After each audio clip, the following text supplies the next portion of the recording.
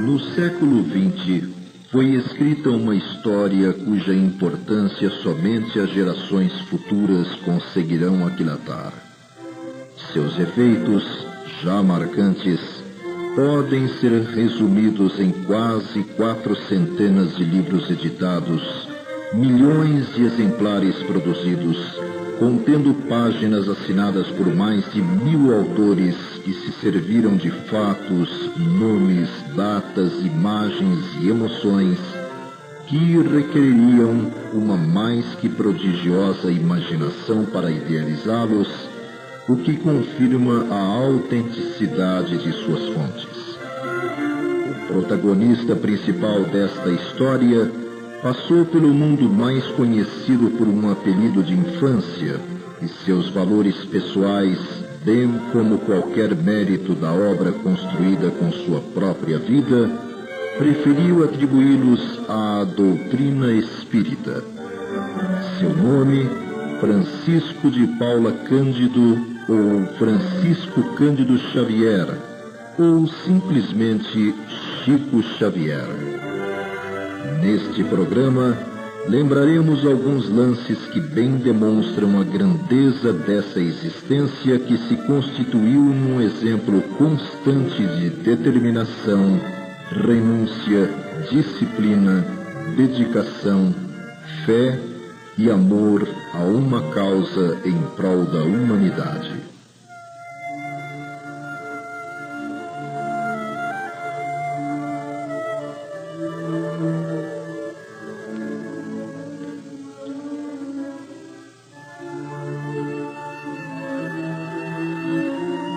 Na pequena Pedro Leopoldo, distante 35 quilômetros de Belo Horizonte, Minas Gerais,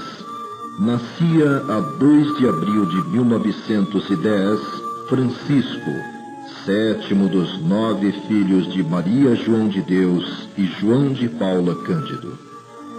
Sua infância seguia o curso normal daqueles que renascem em meio à pobreza material, quando, aos 5 anos de idade, a morte separa-o da mãe. Inocente como toda criança, ignorando a dimensão do problema que as circunstâncias lhe impunham, aceitou com naturalidade a separação dos irmãos, distribuídos entre amigos da família, enquanto aguardava o retorno da mãezinha que, segundo imaginava, ausentara-se para tratamento em hospital. Os maus tratos e humilhações sofridos na casa que o acolheu com o tempo passaram a levá-lo a se refugiar num setor do amplo quintal da propriedade, talvez mentalmente buscando as razões pelas quais sua mãe o abandonara. Numa dessas vezes, embora não o soubesse, recebe a visita do espírito de Dona Maria João de Deus, que procura-o para confortar, esclarecer e pedir que perseverasse confiando em Deus, pois este haveria de colocar em seu caminho outra pessoa que a substituiria. A partir daí, a mediunidade passa a ser algo natural em sua vida, com as visitas espirituais de sua mãe se repetindo por vários meses, até que seu pai resolve se casar com Dona Cidália Batista. A família do primeiro casamento é reorganizada e Chico, já com 8 anos, passa a frequentar o grupo escolar São José pela manhã, enquanto que à tarde sai pelas ruas na tentativa de vender verduras e legumes da horta formada por sua segunda mãe e pelos irmãos José e Raimundo. O tempo passa e, aos 10 anos, a ignorância das pessoas acerca das visões que o menino insistia em afirmar ter levam seu pai a cogitar de interná-lo em estabelecimento para tratamento mental, o que apenas não ocorre por intercessão do sacerdote que lhe servia de confessor, o qual lhe estabelece uma rígida disciplina, compreendida na frequência à escola e assiduidade a um emprego que lhe arranjara na companhia de fiação e tecelagem em Cachoeira Grande, no horário das 15 à meia-noite e meia, o que permitiria aumentar um pouco a já escassa renda familiar que crescera com o nascimento de mais 3 irmãos. Contudo, a presença dos espíritos iluminados e perturbados mantém-se constante e, em 1922, aos 12 anos, Chico ganha o prêmio máximo de um concurso instituído entre as escolas públicas de Minas Gerais, com uma composição sobre o primeiro centenário da independência do Brasil, trabalho esse que, segundo insistia em dizer, lhe fora ditado em sala por um homem que somente ele via, e ante o descrédito de sua professora e colegas, copia na classe uma redação transmitida pelo mesmo espírito, em torno de um tema difícil, o grão de areia, proposto por uma coleguinha de estudo. A adolescência transcorre com a intensificação dos conflitos gerados pelas presenças espirituais felizes e infelizes, com a manifestação até aos 15 anos dos sintomas de uma doença chamada coreia, ou mal de sanguído, o que o obriga a deixar o emprego na tecelagem para servir num pequeno empório, como auxiliar de cozinha, balcão e porta. A situação somente começaria a se clarear para o Chico aos 17 anos, quando surgem em sua vida Dona Carmen Pena Perácio e seu marido José Hermínio Perácio, os quais viajam mais de 100 quilômetros para, com o auxílio da terapia espírita da prece e do esclarecimento a um espírito obsessor, resolverem o caso de sua irmã Maria, vítima de perturbadoras crises que não haviam encontrado melhora nos recursos convencionais da medicina. As explicações ouvidas por Chico sobre tudo o que lhe ocorrera desde a infância, a respeito da realidade invisível aos sentidos da maioria das pessoas, representaram para ele o alimento de que sua alma tanto necessitava. A 21 de junho de 1927 é fundado o Centro Espírita Luiz Gonzaga, e quase 2 meses depois daquele primeiro encontro com a verdade, numa reunião pública do grupo, ele aceita a sugestão espiritual de Dona Carmen Pena Perácio para que apanhasse papel e lápis e se colocasse à disposição do plano espiritual.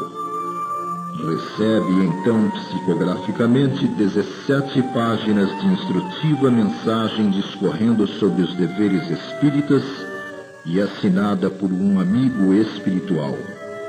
Era 8 de julho de 1927.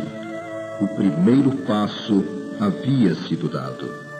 O segundo, comunicar ao seu confessor de muitos anos, o padre Sebastião Scarpelli, sua decisão de estudar e seguir o Espiritismo. As reuniões tornaram-se parte do dia a dia daquele jovem de 17 anos e, embora o arrefecimento do entusiasmo dos companheiros dos primeiros momentos, os quais foram rareando nas reuniões, começa a receber dezenas, centenas de mensagens em forma de verso e prosa de diversos autores, páginas essas encaminhadas por seu irmão José para publicação em vários jornais espíritas como o Aurora, dirigido por Bittencourt Sampaio, e não espíritas como o Almanaque de Lembranças, editado em Lisboa, Portugal. Em 1928 passa a colaborar em reuniões de desobsessão e em janeiro de 1929 Dona Carmen Perácio percebe mediunicamente um quadro espiritual, no qual se via Chico cercado de centenas de livros trazidos por vários espíritos desencarnados.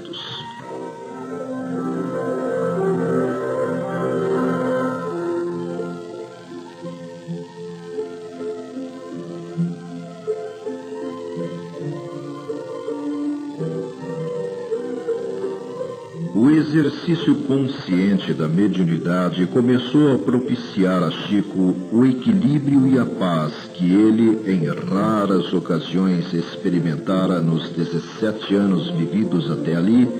embora os espíritos o buscassem de maneira insistente para escrever por seu intermédio. No aspecto pessoal, contudo, as coisas não se alteraram em nada. Prosseguia consagrando mais de 13 horas por dia à atividade de auxiliar de cozinha, balcão e porta numa modesta venda, obtendo diminuta remuneração com que ajudava seu pai na composição dos recursos para manter a família. Num tempo de grandes dificuldades, Chico, cuja personalidade já se distinguia por uma humildade pura e sincera, nem de longe imaginaria naqueles dias onde acabaria levando-o a abençoada mediunidade que se desenvolvia cada vez mais em si mesmo para as realidades do mundo espiritual.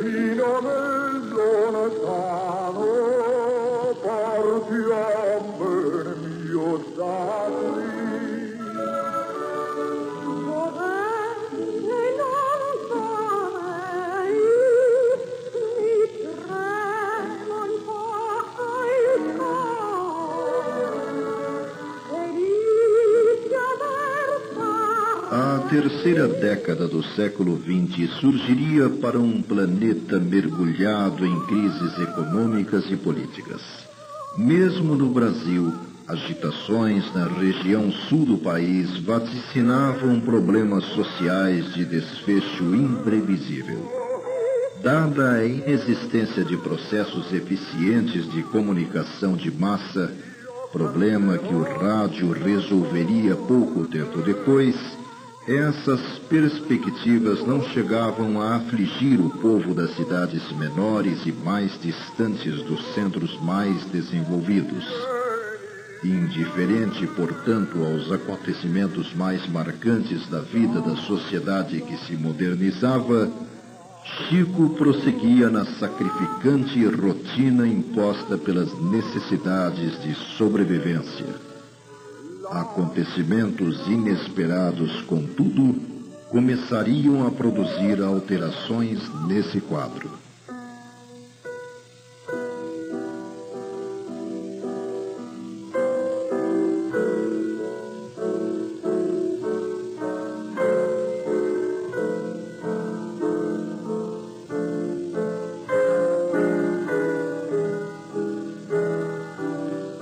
O exercício da mediunidade no período de 1927 a 1931 foi intenso, fase definida posteriormente por Emmanuel como de necessária experimentação para Chico. Pouco depois de ter completado 21 anos, numa tarde de domingo daquele 1931, durante uma pequena reunião de preces ao ar livre, num local chamado Açude, Chico vê pela primeira vez a figura de Emmanuel, que se lhe apresenta dentro de reflexos luminosos na forma de uma cruz,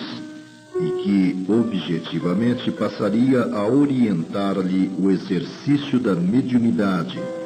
sugerindo que Chico procurasse sempre se inspirar em Jesus e Kardec, e que se em algum momento ele, Emmanuel, parecesse se afastar desses mestres, que o médium se afastasse dele e seguisse os dois.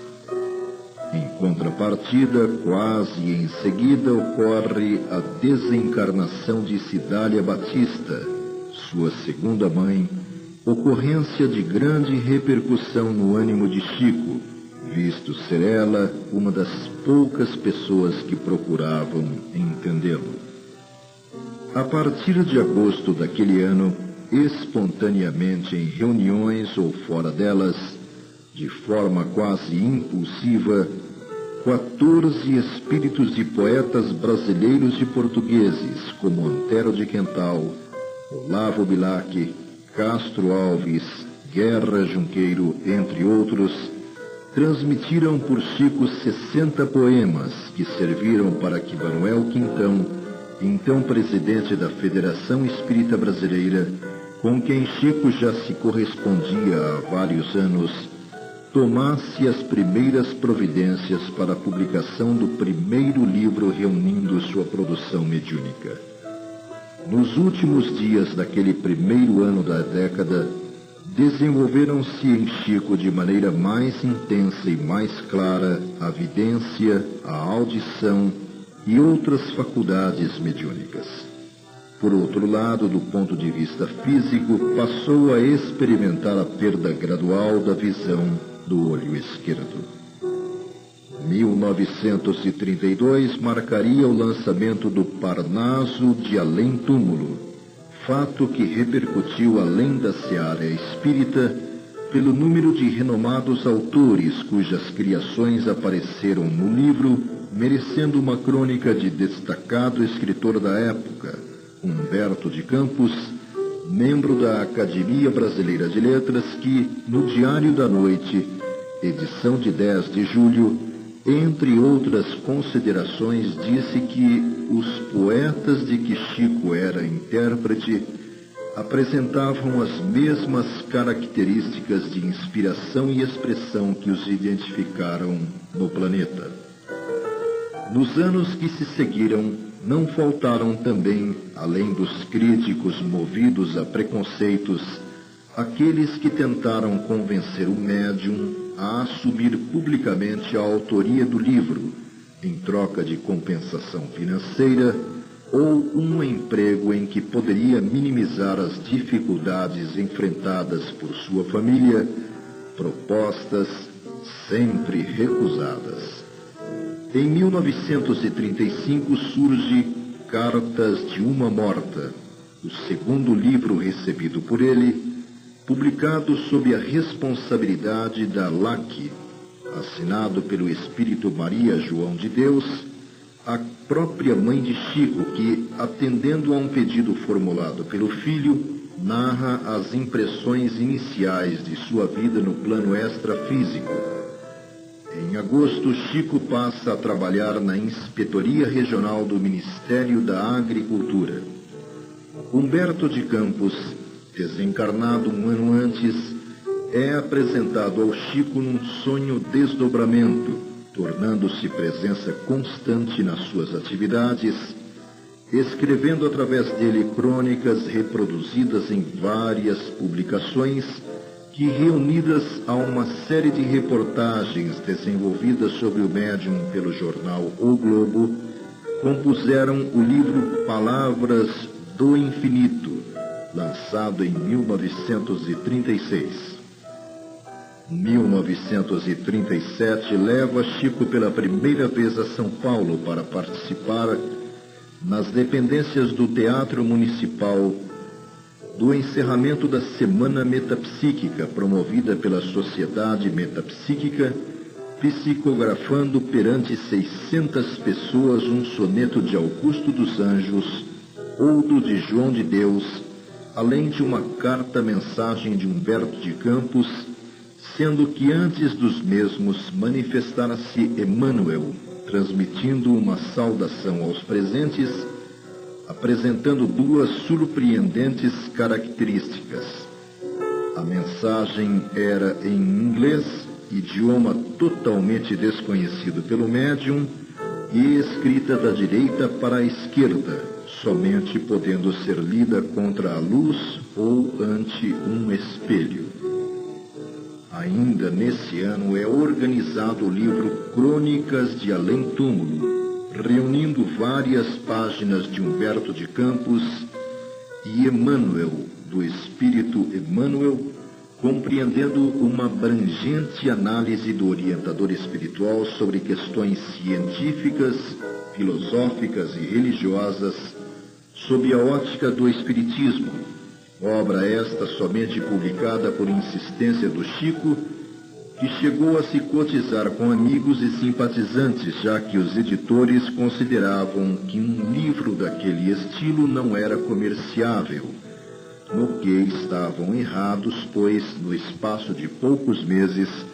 o trabalho foi reeditado por 3 vezes. Em 1938, começa a se intensificar a produção mediúnico-literária de Chico, com a recepção de Brasil, Coração do Mundo, Pátria do Evangelho, uma revisão da história e destinação de um país, conforme registros do plano espiritual pesquisados por Humberto de Campos, Lira Imortal, coletânea de poemas de vários autores espirituais, A Caminho da Luz, uma abordagem sobre a evolução e história do planeta e de seus habitantes, assinado por Emmanuel, e Novas Mensagens, reunindo mais crônicas de Humberto de Campos. O ano de 1939 foi ocupado por Emmanuel na transmissão dos primeiros romances históricos, narrando as venturas e desventuras do próprio autor em suas existências como o senador romano Públio Lentulus, ao tempo de Jesus, no livro Há 2000 anos,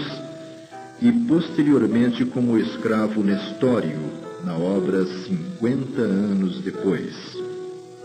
Concluindo a década, Chico recebe cartas do Evangelho, do poeta Casimiro Cunha, e as respostas